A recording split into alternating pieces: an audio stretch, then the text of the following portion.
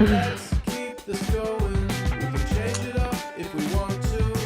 Keep it guessing, keep it guessing. Keep it guessing, keep it guessing. It's like ooh la la, ooh la la. It's not hard to say how I feel. It's like ooh la la, ooh la la. It's kinda easy now cause it's real. Hey. Na na na na na na na. Na na na na na na. Na na na na na na. 4 or 1,000, there's no adding up the number. So many feelings, gonna let it out, not under. Keep me guessing, keep me guessing.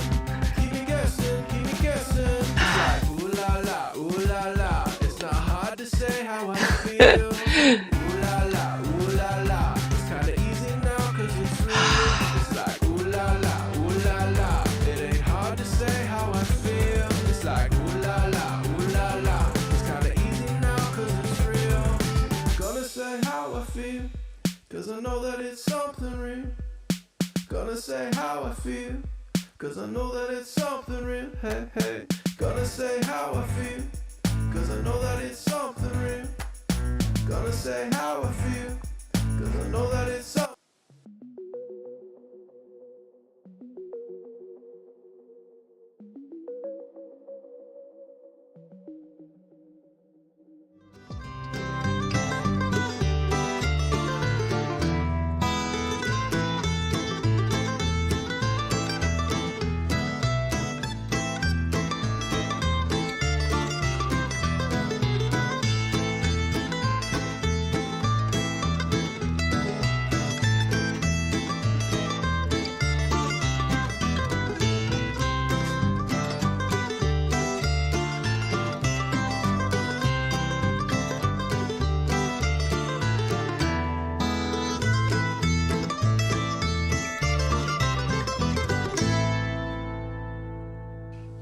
Hi everybody. Hello, how are you? So yeah, look at my new overlay I did today. So, uh-oh, what happened to it?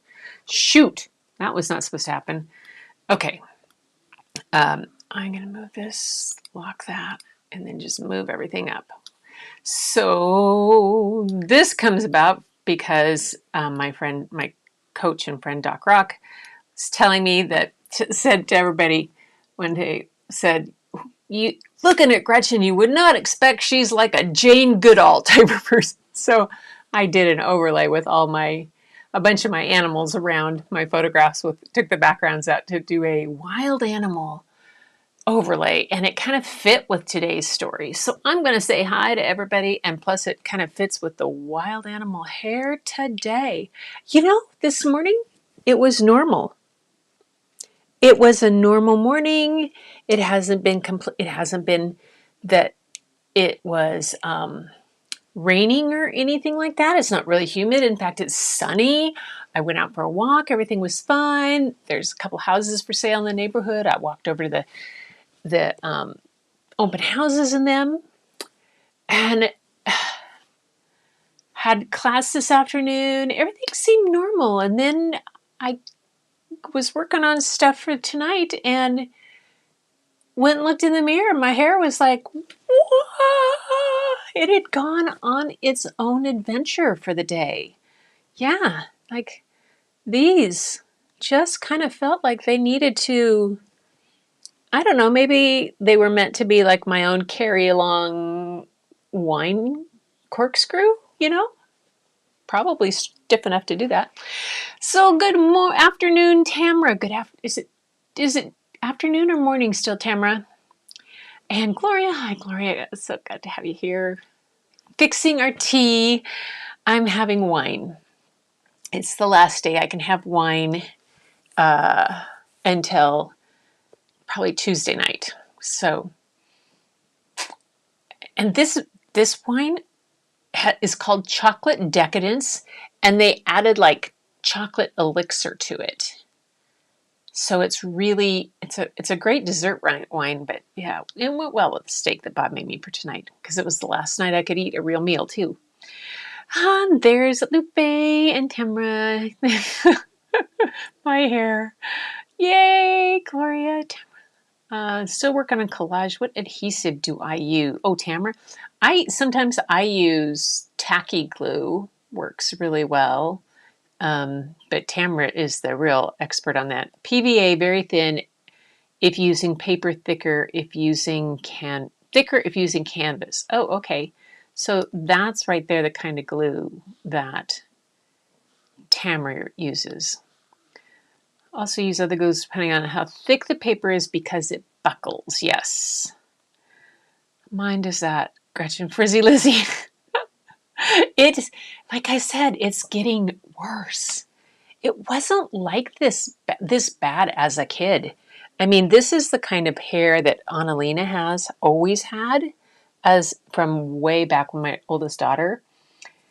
And she used to complain that she thought my hair was straight, but it was full and wavy, and I would flat iron it. But this is gotten, yeah, I just go with it. Morning, 11 a.m. Yeah. Oh, you're not late. Julia, welcome, welcome. And Gloria's Gallery. There we go. So, funny little story about this morning. Oh, Deidre's not here, so she doesn't get to hear this. So, I was on listening to Doc Rock's 11 a.m. Saturday, 11 o'clock my time, his stream that he does, live stream he does on Saturday mornings. He's my content creator coach, so I have class with him later on in the day, and he always has something that he does a stream about for everybody to kind of think about and give. So today it was about the things that, what was it? It was about what the mindset that we have, whether you're going to be the victim mindset or the positive mindset and all this stuff. The different kind of things, seven ways to change your thoughts and stuff like that. It was really good. And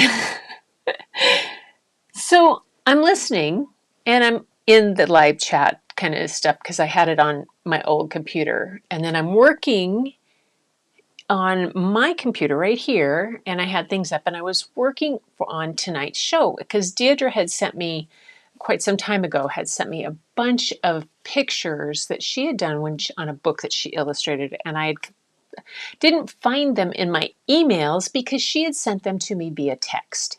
And I knew that, but I didn't connect yesterday when I put everything together. So I was fixing those. And I'm working away on them and listening to this and da-da-da-da-da. And I get docs done. I'm getting ready to go on to the next part of my project. And I go to shut down Ecamm so I can go on to something else. And it says, to close Ecamm, must shut down the live, or closing Ecamm will shut down the live stream.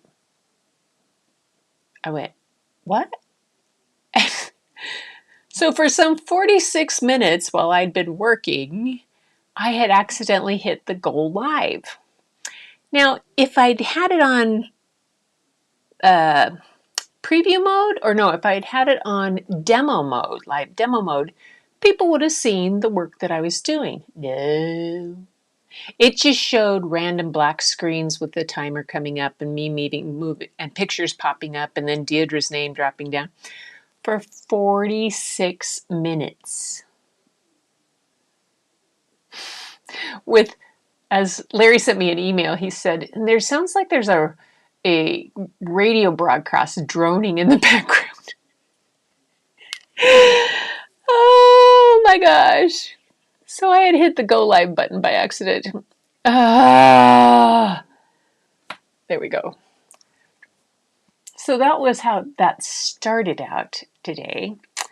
And so I took that, I moved it into private, and I said, oh, well, no big deal. It had gotten like 11 views too, like seriously, and 6 likes. That's what cracks me up. Somebody watches a black screen with a timer going in and out, and then they like it. I was just cracking up. So then I got into Doc's class, and I'm working on this overlay, and I'm doing that, and thing and everything. And I go upstairs after everything, and India's getting ready. Her live stream is going to be on at 5, her next to the last, because tomorrow she'll have 100 days in a row. Yay. So, and I realized I didn't have my opening video, and I hadn't posted for today's. I hadn't put out the thumbnail. Oh my gosh.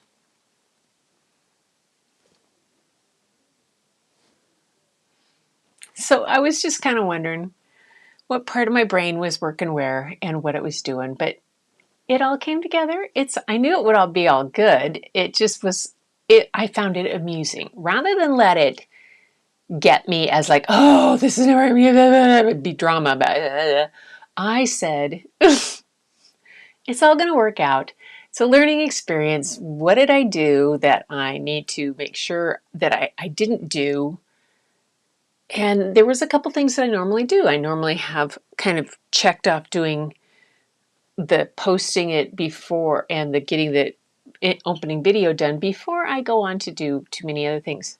But no, I got caught up in Doc's class, and I got caught up in painting and doing a couple more sketches, which was really fun to do. But it showed me that I kind of need to make sure I'm a little more disciplined, perhaps. Might be a good thing.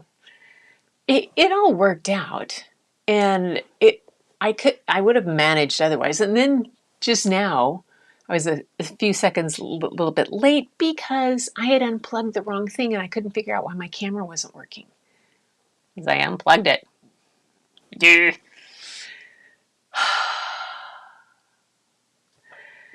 I love you guys. It is so nice to know that I can screw up to the hilt like that, laugh about it, and you guys are okay with it. That I can trip over my own nose and it'll be fine. And we'll go on from there. And yeah, that's a good thing. So there we go. I like the plum taste in my red. Hey. It was so crazy funny. Well, okay, Julia saw it. What am I doing? Yeah. We saw that. Hey, yeah, Larry, thank you for the email. I get it now. Yeah. Yeah, hit the wrong button. I just hit the wrong button, and then I didn't pay attention to what was running, and it was kind of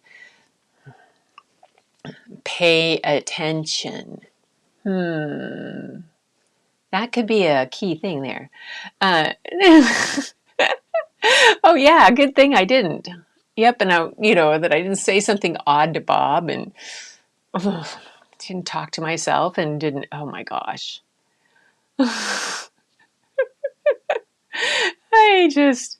I liked it just for the heck of it. Yeah, it's one of those things. It would have been fine. I would have loved it if I had it in live demo mode. Then you could have seen the process of what I was doing, putting things together, and it might have been beneficial. This was not. This was just a goof. Oh well. But that's okay. It was Bob. No, it was Doc Rock talking in the background. I had his live stream going on. Yeah, it was pretty fun. Lupe, you're funny. I hit the like 2 low bar for me.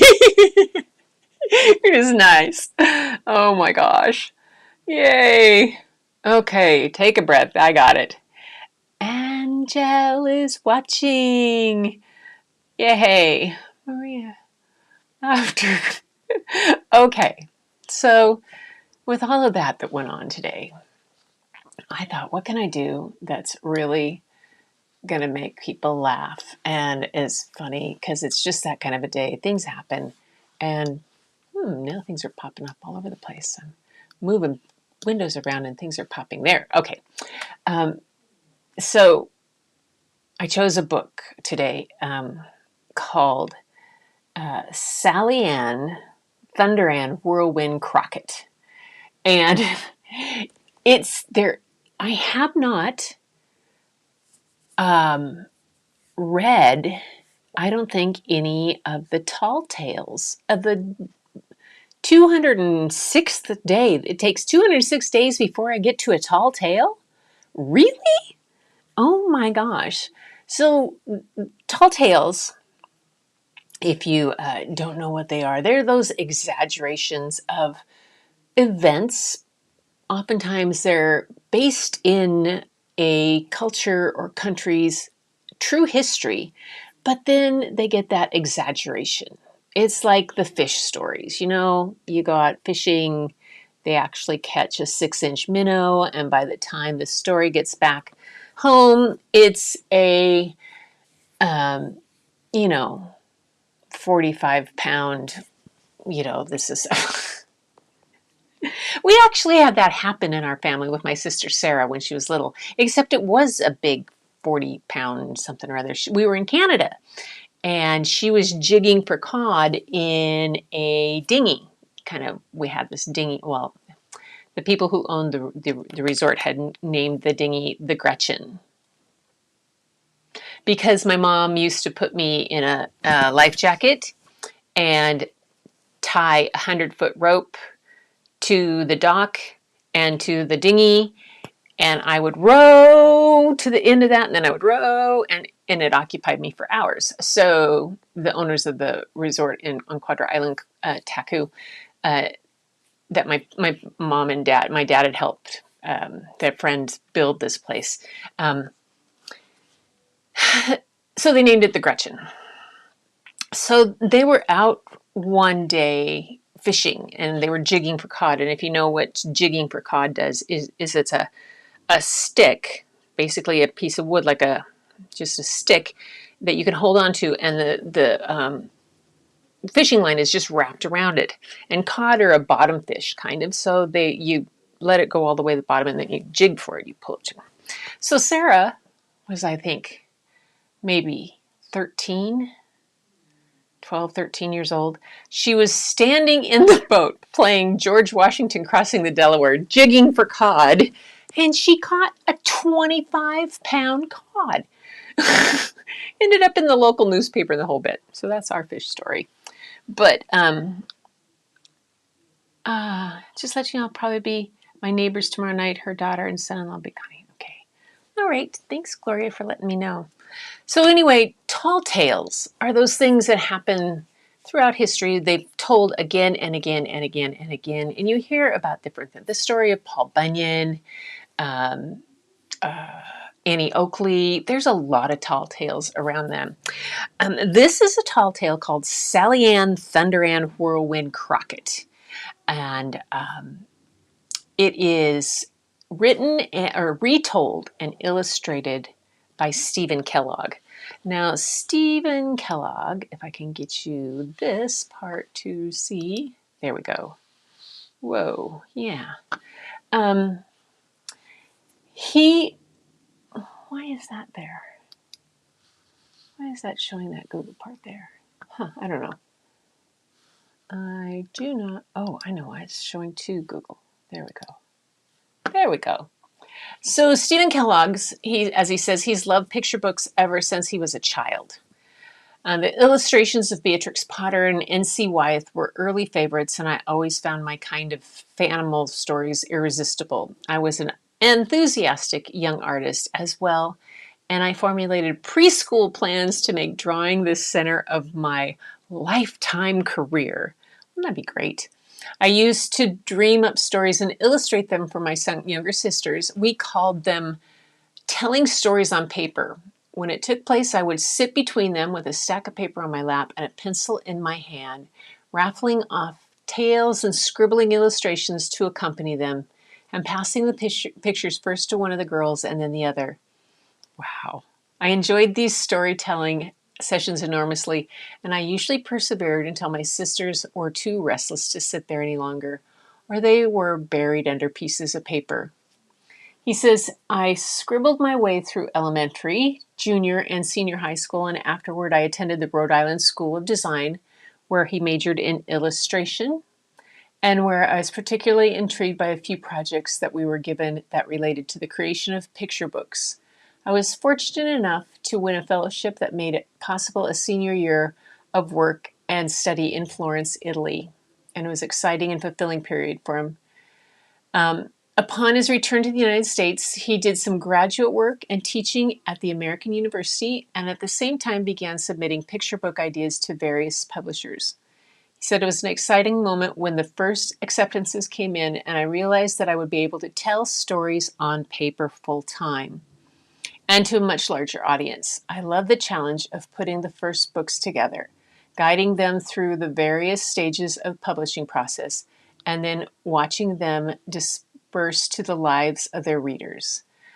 Now, 25 years and almost 90 books later, I still find every aspect of my involvement just as absorbing. So here is a picture. He's the author of the book Pinkerton. And if you know this story Pinkerton at all, this is the real Pinkerton, his Great Dane. It's interesting because there's a picture of Pinkerton right there. His books are, let's see if I can go back and find another page of his back to back. There we go. So his art style is very, very unique, very discernible. He did The Day Jimmy's Boa Ate the Wash. There's a book called Library Lil out there by a local Washington librarian. And when she first submitted the books, the publisher chose another illustrator. But then Stephen Kellogg saw it, or it was presented to him, and he liked it. Stephen Kellogg only does one book outside of his own, I think, every like 18 months. So even to be for him to select, and he gets to select the books that he chooses to do. He's that popular. He's the winner of Caldecott's. I don't know how many Caldecott's he has now, like all books. Yeah, all of his books there. New Books Gallery. Close that. Beloved Characters. He just has so many books and so many things. He's really, really popular. I did meet him. He was in Seattle one time and gave the Caldecott speech for one of his books, and that. How can I say this?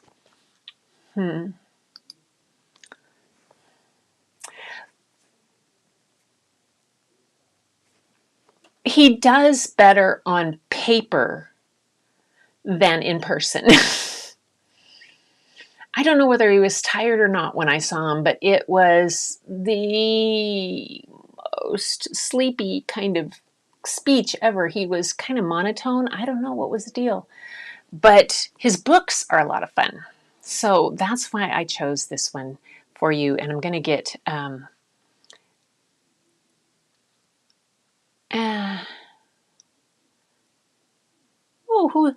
Maria Monica. Hi, welcome. Yay, somebody new. Let's see, hang on. Where's my window? Where's my sound effects? And there we have a applause for someone new. Yay. There we go. Anyway, so I hope you like this book. I love this book. His artwork is very unique. It's very stylized. It's very cartoony and stuff. But kids always love it. The Day Jimmy's Boa Ate the Wash is one of my favorite books. And I looked for that one too, but that'll be for another time because you got to meet Jimmy sometime and his boa. But tonight, you get to meet, let's see, Sally Ann, Thunder Ann, Whirlwind Crockett. And there we go. A Tall Tale, retold and illustrated by Stephen Kellogg. Now remember, like I said, tall tales oftentimes have an element of truth in them. what's done with that element can make it, well, makes it a tall tale. The end page. I also did my wildlife, I had that wildlife thing because it's so, he does like the bears, cougars, the deer. They're all, he's got this really kind of almost watercolor like paint to it and pen. Author's note. The roots of much of America's tall tale literature are to be found in the stories that fill the Davy Crockett almanacs, which were published from 1834 to 1856. Davy Crockett's wife was a prominent role in 8 of the tales, and she is identified as Sally Ann Thunder Ann Whirlwind in the 1854 almanac adventure entitled A Perilous Situation of Mrs. Crockett.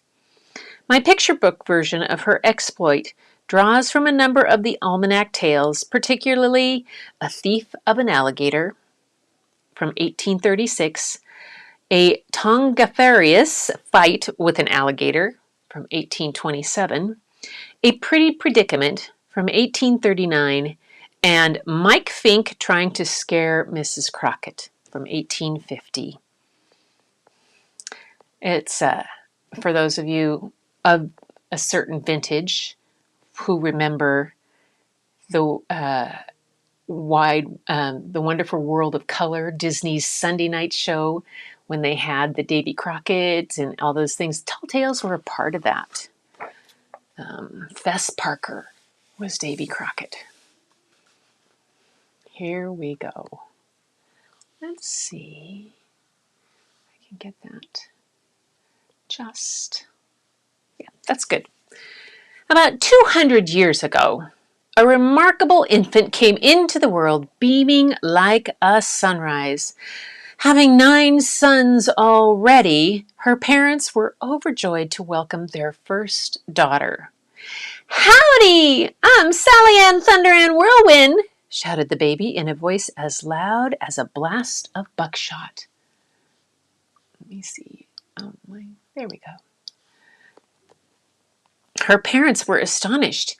"You can talk."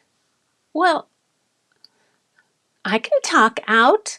I can out-talk, out-grin, out-scream, out-swim, and outrun any baby in Kentucky," she announced. "You're amazing," exclaimed her parents. Their sons, however, had been hoping for another brother, and they did not agree. "She's a loudmouth and a liar," grumbled one brother. "Everybody knows that babies can't run," scoffed another. "Especially baby girls," added the oldest. "She couldn't outrun a loaf of bread," sneered the youngest. "I'm ready to try," cried their sister. "Let's race to the top of the mountain and back. On your mark. Get set. Go!" Sally Ann Thunder and Whirlwind took off like a cheetah. Look at that baby running. The faces.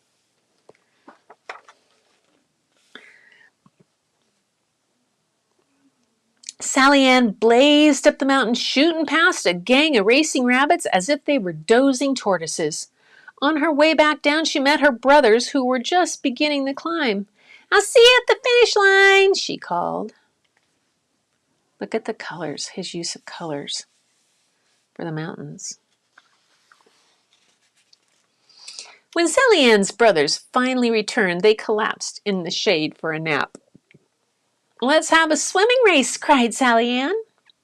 But her exhausted brothers had lost interest in sports. "We quit," they cried.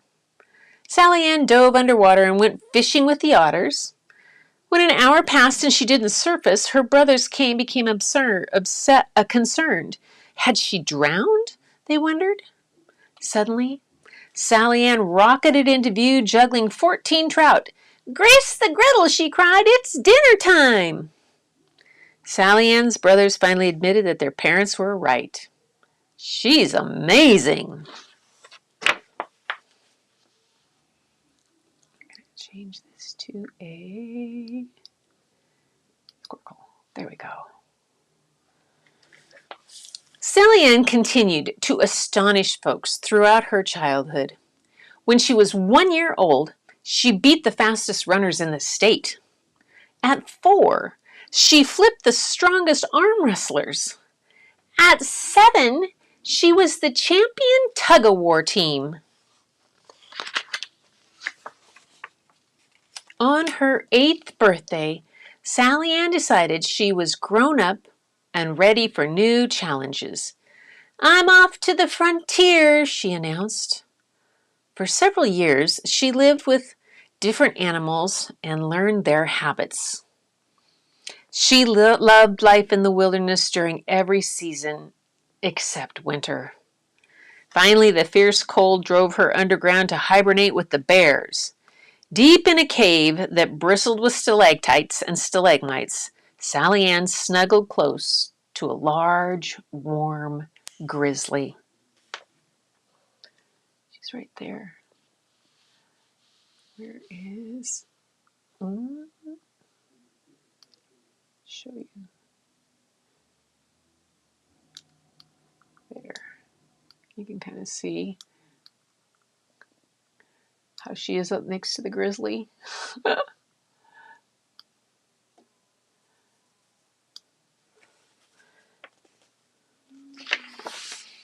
Suddenly, the bear awakened, and Sally Ann felt a blast of terrible heat from the giant oven-like mouth.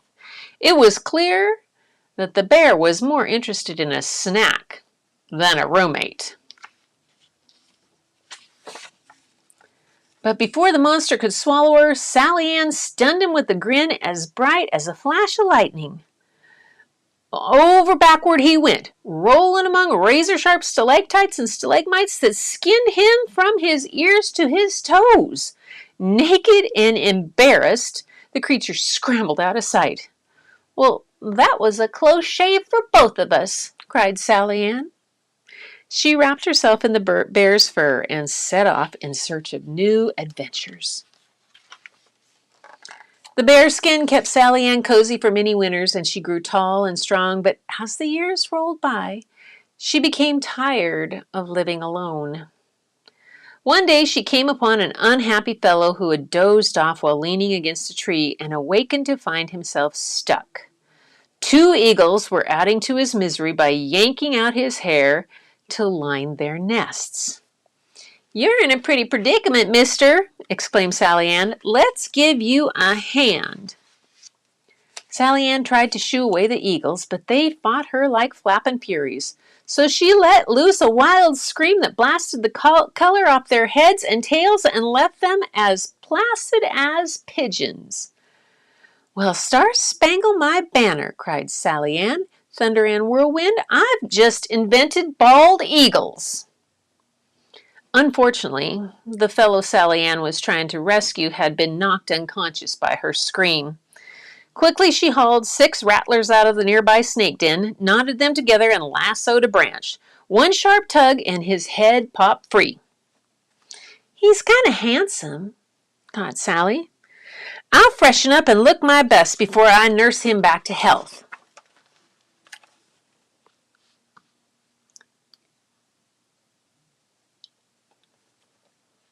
There you go. Sally Ann grabbed a hornet's nest for a bonnet and fogged herself with the perfume of a passing skunk. Then she heaved her patient into the creek. Just as she expected, the minute he hit the icy water, he perked right up. "My heart's pounding like a buffalo stampede," he sputtered. "So's mine," confessed Sally. "My name is Davy Crockett. Marry me," he exclaimed. Sally Ann was astonished to learn that she had rescued the most famous woodsman in America. Lightning flashed between them, and they fell head over heels in love. Now, the happy couple celebrated their wedding with a batch of eagle egg eggnog. Then they settled down in a farmhouse with a fine view of the Mississippi River. When their first child, Hardstone, was born, all 3 of them whooped for joy. "Let's have 30 more," cried Sally Ann, Thunder Ann, Whirlwind Crockett.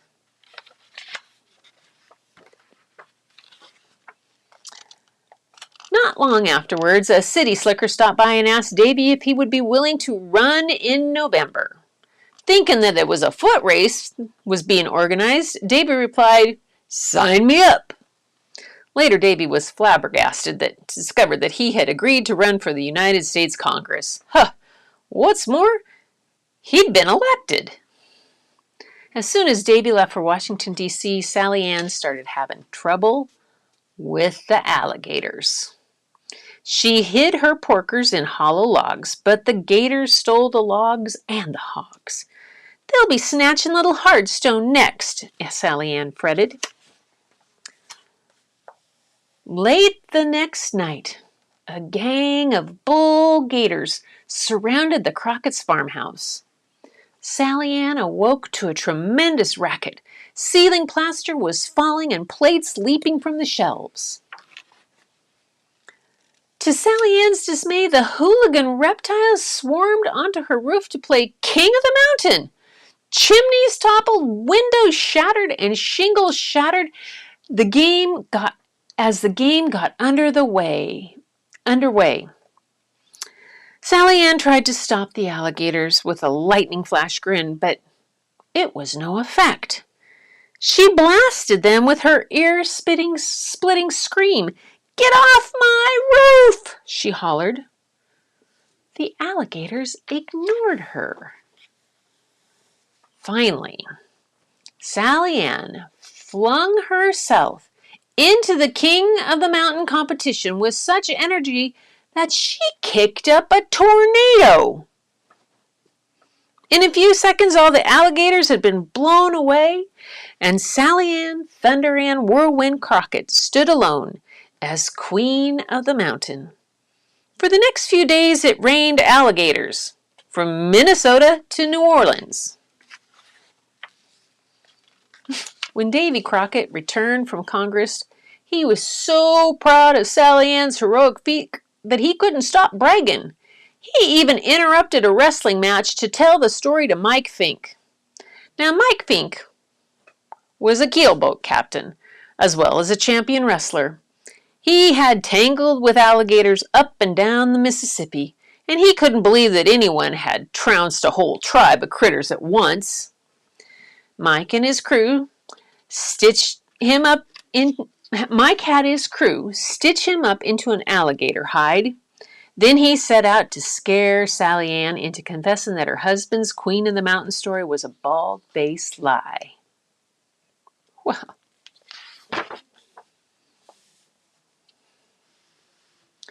Mike crept up behind Sally Ann and little Hardstone. "The King of the Mountain has arrived!" he roared.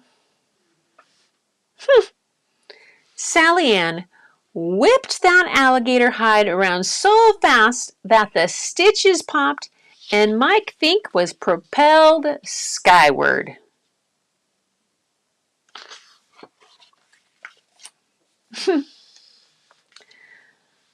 Folks knew that every strong man in the Mississippi Valley who wrestled the mighty Mike Fink had found himself thrown flat. So they were amazed to hear that Mike had been flung 5 miles upriver, by Sally Ann, Thunder Ann, Whirlwind Crockett.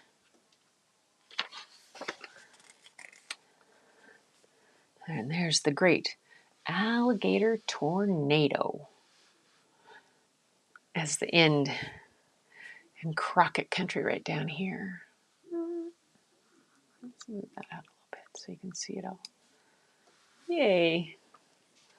What's it say in the back here? Stephen Kellogg is the illustrator of over 80 picture books for children, including his own retellings of Jack and the Beanstalk, Chicken Little, Paul Bunyan, Pecos Bill, Johnny Appleseed, and Mike Fink. I think I have Johnny Appleseed here. I know I gave a signed copy of it to my dad one time because his dad was an apple farmer. He is also the author-illustrator of Astor Aardvark's Alphabet Adventures and the illustrator of Engelbert the Elephant by Tom Paxton, The Wizard Next Door by Peter Glassman, and the Mark Twain classic Huckleberry Finn. About Sally Ann, Thunder Ann, Whirlwind Crockett, Stephen Kellogg says, my version of Sally Ann's story sprang from various tall tale adventures that were published, which I told you about earlier. And was presented with the 1989 Regina Award for his distinguished contribution to children's literature, and he lives in Sandy Hook, Connecticut. But he's also won the Caldecott, I remember.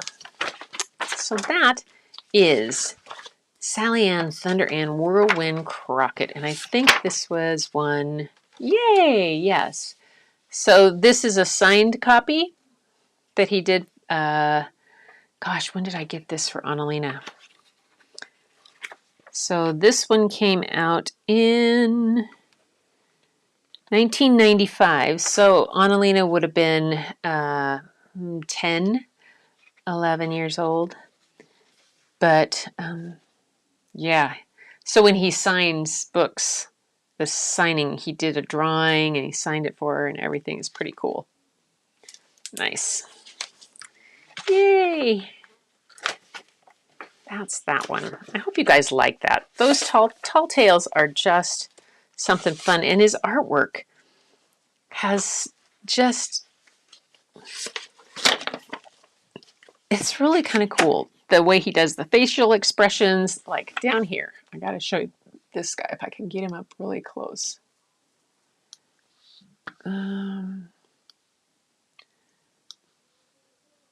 You see those, the expression on the little cats and stuff is amazing. So there is that. Let's see what you guys think.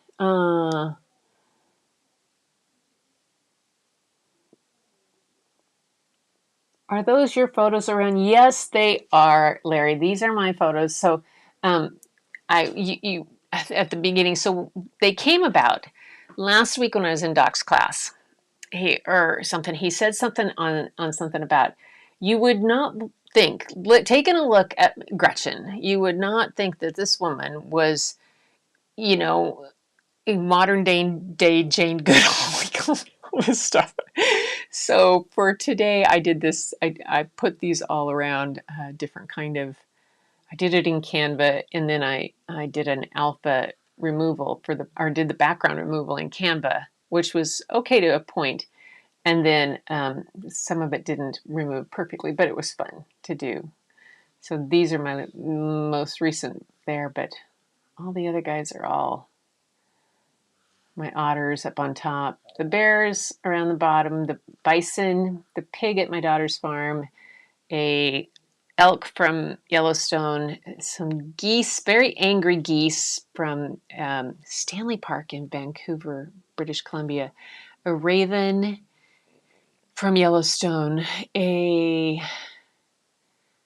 coyote from Yellowstone, a couple sheep from my daughter's farm, and then some otters from Elkhorn Slough down in Monterey. Yeah, so that was that.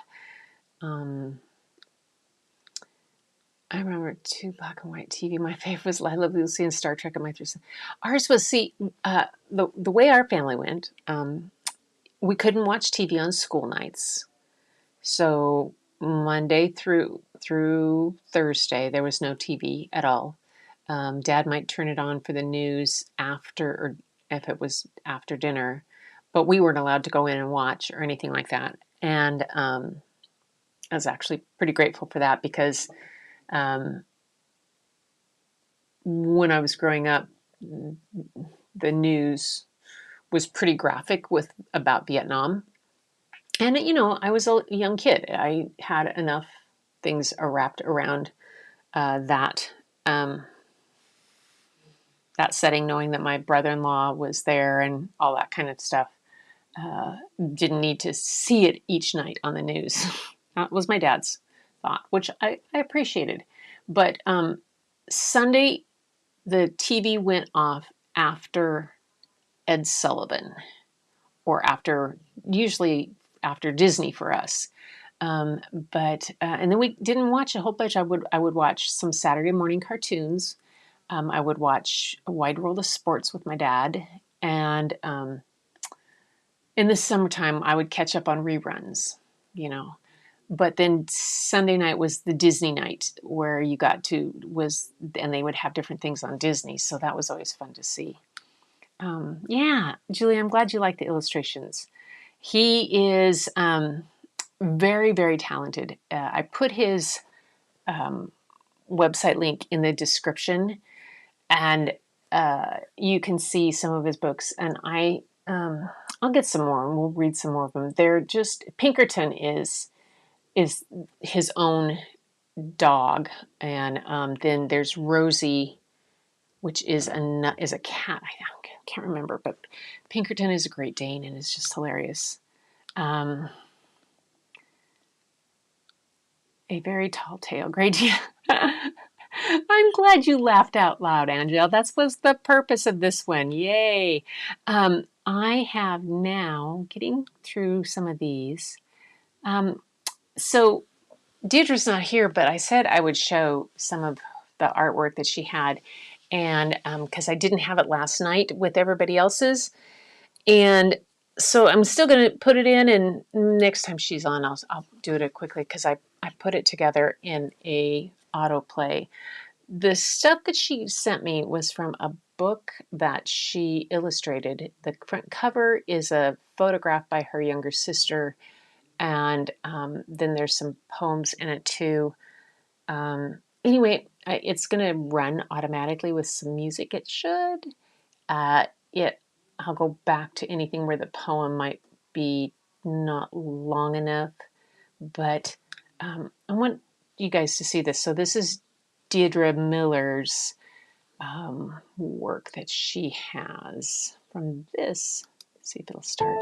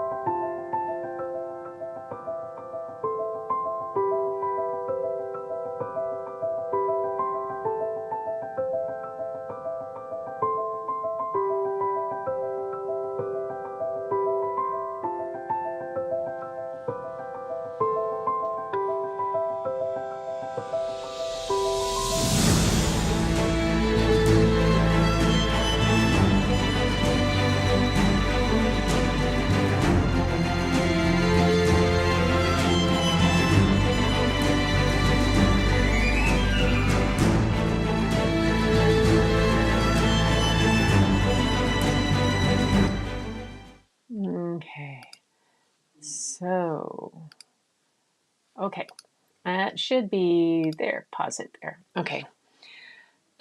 Oops, it's going to keep going. I'm going to go someplace else. So that was Deirdre's.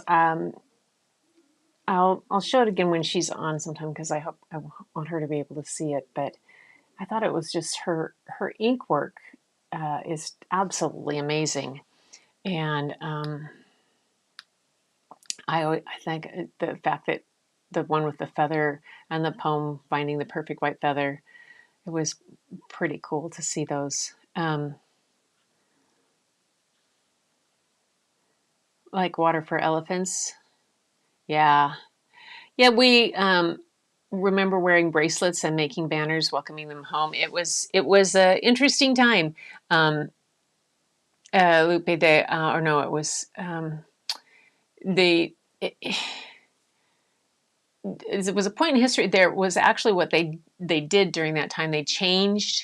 Um, they changed the way it used to be that on the news every night you would see the ticker tape would run across the bottom. It was like a ticker tape, like a lower thirds on a scene, but it would run across with the names of during Vietnam of all the soldiers that had been lost that day. Like if it was your community or area, and I can remember watching those names go by. But they also had on the news is that they would have broadcasts from the airports, from the military bases where the caskets were brought back, and they would bring them off the planes and they were carried. And it caused such it fueled the dissension over that particular war to the point that the president at that time, Nixon, cut off that. He said, no more showing that. And it was, you notice now that that doesn't ever happen anymore, but that was something that was frequent on the news. It was a nightly thing to have them show the different, it was it was a difficult thing as a child to grow up with. So that I didn't mean to get into that kind of a conversation about this, but because it was supposed to be a lighthearted night. But that was one of the things about TV back then. You didn't have 8 million channels; you had 2 or 3, and the ant races came on at 11 o'clock or midnight or 1 o'clock in the morning when the TV channel went off the air, and things were done for that time until it came on and in the morning again. So it was really interesting. A very different time, and yeah, probably. I would get off the bus every day after school, and rather than have the things that happen today, what kids will do, or there are different things they may have, sports and organizations and all that kind of stuff they do, or this type of thing. I got off and I had to go practice piano for half an hour. Ugh. And then I would grab a stack of books and I would go out and sit in my reading tree. And my dad, there was a tree we had in the orchard, and I asked Dad not to cut it down. Was not a real great producer of fruit, and he normally would have probably taken it out.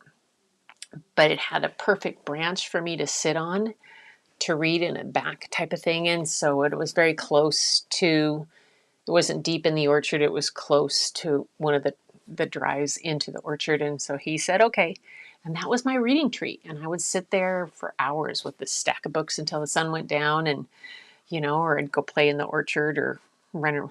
Yeah. When my mom told me to go run around the orchard because I had too much energy, the orchard was 30 acres. So when she said go run around the orchard, she meant to run around the orchard. And I did. I'd go run around 30 acres, the perimeter. That's a long ways. Yeah. Yeah, Tamara, wasn't her things beautiful? When we're just looking at women through the triangle. Let's see if I can do them without them going forward. So there's that one. That's the one her sister took the cover of. These, there, she did. These are just her detail work with the line. That perfect feather. A perfect white feather fell beside me today, the message Mom promised, telling me she was okay. She'd joined my dad and was happy at last, reminding us all not to regret our past. Oops. And then there's this one. Oops, music coming again. Stop there. And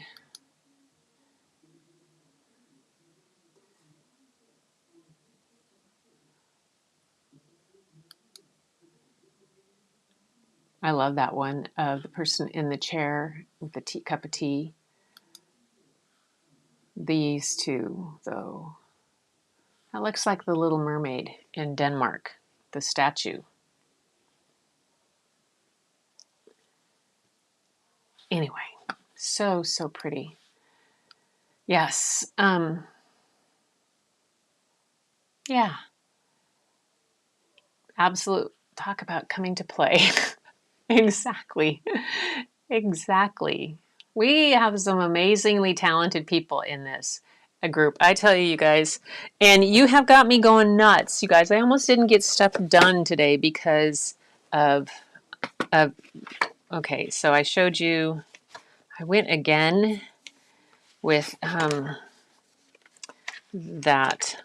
Okay, so last night I went, as I told you, overhead camera. So think I had showed you these two, the monochrome and then this one of the Zabriskie point.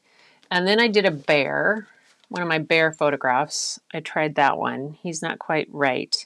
This is old one ear. This particular bear had one of its ears torn off in a fight. This is the lone tree down below my house on our beach from a photograph that I had. I was trying some stuff. This one was today. This one I started last night and finished today. This one was today. This one was today. This is another kind of a foggy picture that I had. I tried, this was down in Monterey Bay that I had some on Carmel when I was there. That didn't turn out quite right. And this was another one of the Zabriskie point that I tried. Little different aspect. I keep trying them again and again and doing them differently each time. Each time I do it a little differently to see what I get. And it's fun. And it's all you guys' fault. Never even picked up a drawing pencil before doing this with you guys. Oh my gosh. Anyway, we just took a walk through Deirdre's life. Almost felt like I was, she sent this and asked if I would, so I'm excited when she's on again and to let her see them. So anyway, you guys, that tree, I know where you're talking about, that tree down on the scenic drive in Monterey. I was down there and it wasn't one of them, but we have this really cool tree down below us that is, it's sometimes at high tide, the base of the tree is covered. And then when the tide's out, it's like just hanging on to the edge of the cliff, but it's been there for a while. Okay, so that was tonight's story with Sally Ann Thunder Ann Whirlwind Crockett. I mean, you gotta live up to a name like that, don't you? Sally Ann Thunder Ann Whirlwind Crockett. Yeah, I just think tall tales are awesome. And I was really surprised how I had not realized I hadn't done any tall tales like this. But, culturally, all over the country, I mean, all over the world, different things happen and stories get exaggerated and they're told and retold and retold. And they become these kind of legends of things. And I love it. Love how they put things together. So that was tonight's story time. I hope you guys enjoyed it. It's Saturday night. We got to go because Nathan is starting his live. So I got to hop off. You guys go over to the Fine Art of Distraction because Nathan, I believe, is starting his live right about now. Trying again. Exactly. Practice. What did I say today? Mindset plus practice equals possibilities. That's my nugget of wisdom for today. Mindset plus practice equals possibilities. All right, you guys, take care. See you over at Nathan's. Until next time, keep looking for the beauty hidden in plain sight. It's all around you, but the first place you'll find it is when you go look in the mirror and say, "Hi, beautiful."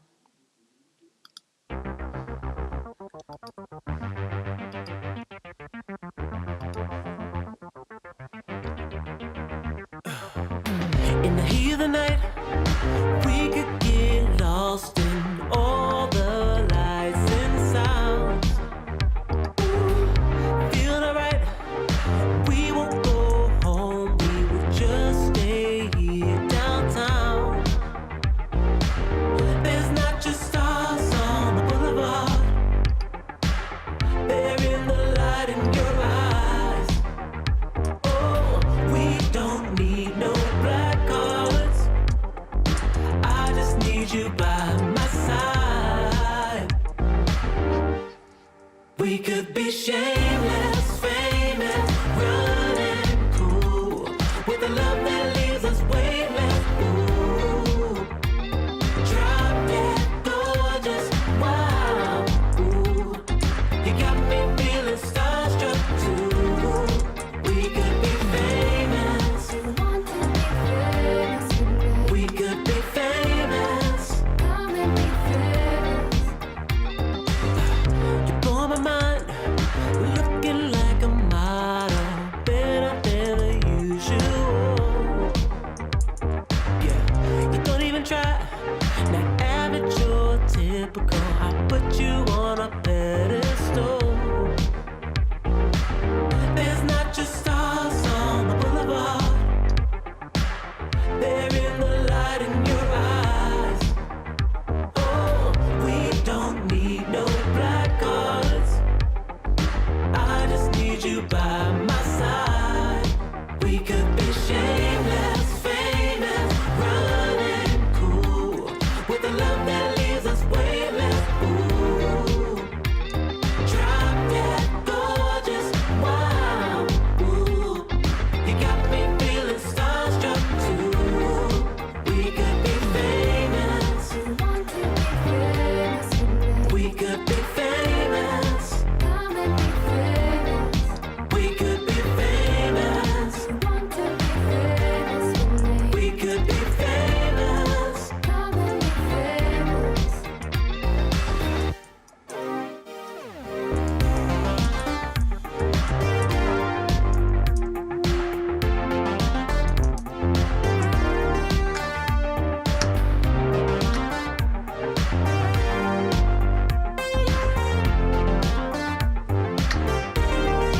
We could be shameless, famous, running cool, with a love